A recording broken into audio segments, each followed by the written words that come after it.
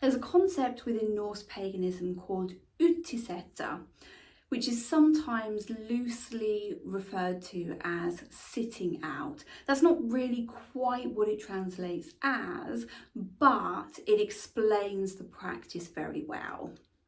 Utiseta basically is going out into the wilds, going out into nature and sitting and spending time listening to the wisdom that you receive. It comes from descriptions within the Norse sagas. So if we think of it in an ancient Norse context, and when I say ancient Norse, really what we're talking about a lot is the Viking era, northern people. So when we look at it in this context, we realise that going and sitting out in nature would a lot of the time have meant sitting on a grave mound. So grave mounds were built in a way that they often involved a flat stone, or they would involve a hill or a mound. So as a person going to sit in nature in this big wide landscape, it would have been easier to sit on a grave mound than it would have been to sit anywhere else. And even today, because they're all over the landscape, it's somewhere that you would go and have picnics on. So the idea of sitting on a grave mound in order to listen to internal wisdom makes a little bit more sense than going to sit in a graveyard and sitting on a grave. It's a slightly different context.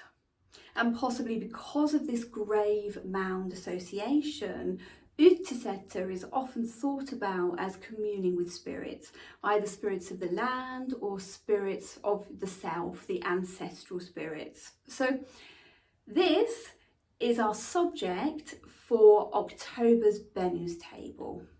And it's the first part of the series that we're doing on working with the ancestors. And not only are we working with the ancestors in Bennu's table, we're also working with the ancestors in terms of some more work that I'm doing within Hide Mind. So we have an online introduction to working with the ancestors coming up.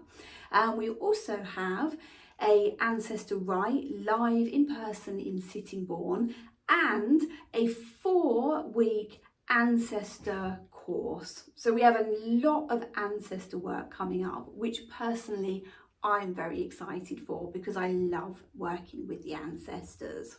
So in this session, we're exploring through path working the idea of going out into nature. So we will use that nature journey as part of our path working. We will use the imagery of a cloak over the head, and we will use the imagery of getting in touch with the land. So it's a really beautiful path working that will really help you to connect with the spirits of the Utiseta.